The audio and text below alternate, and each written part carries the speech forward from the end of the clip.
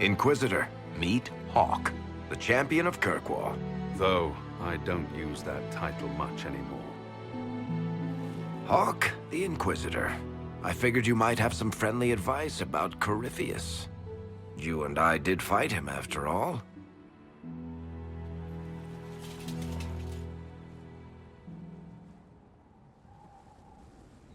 This view reminds me of my home in Kirkwall.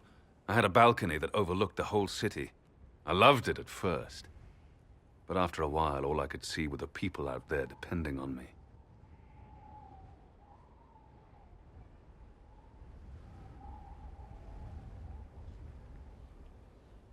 You heard about Haven. I have.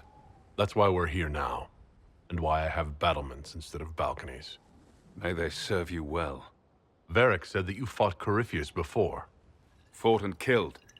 The Grey Wardens were holding him, and he somehow used his connection to the Darkspawn to influence them. Corypheus got into their heads, messed with their minds, turned them against each other. If the Wardens have disappeared, they could have fallen under his control again.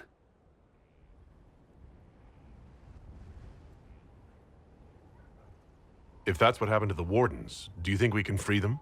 It's possible. But we need to know more first.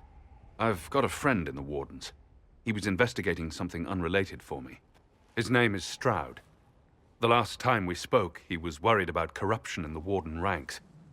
Since then, nothing. Corypheus would certainly qualify as corruption in the ranks. Did your friend disappear with them? No. He told me he'd be hiding in an old smuggler's cave near Crestwood.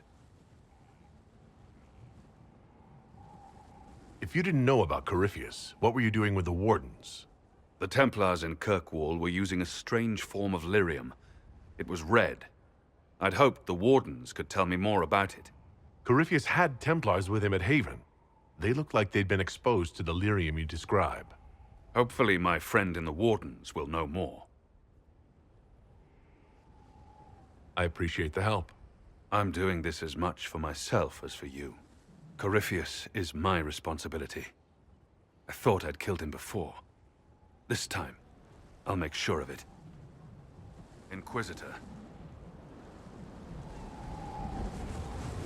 You said you thought you killed Corypheus? The Grey Wardens had him imprisoned.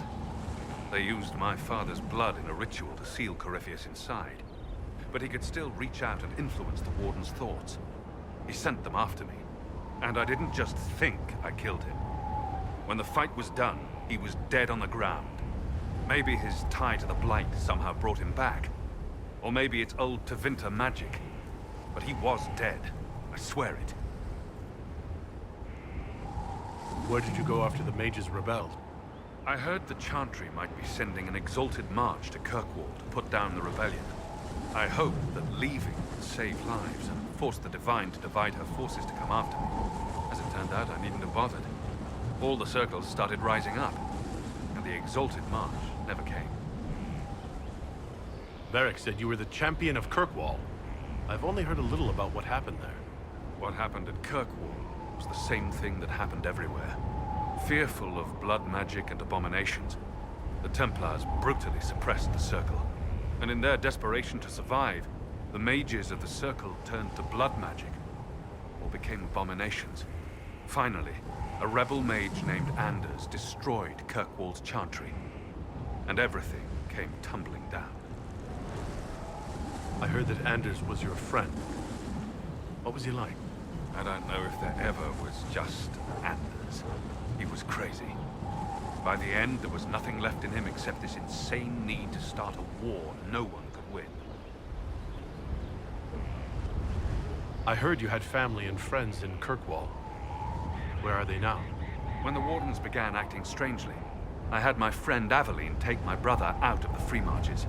My uncle Gamlen's still in Kirkwall, but everyone else I used to know, they've pretty much scattered to the winds. I assume Varric's been feeding you information about the Inquisition? What did he say about me? Only good things, I promise. I was a little surprised, actually. Varric isn't one for religion in general, but he thinks highly of the Inquisition. We'll talk later. I'll meet you at Crestwood. Let me know if you have any other questions. Otherwise, I'll meet you at Crestwood. We'll talk later. Right.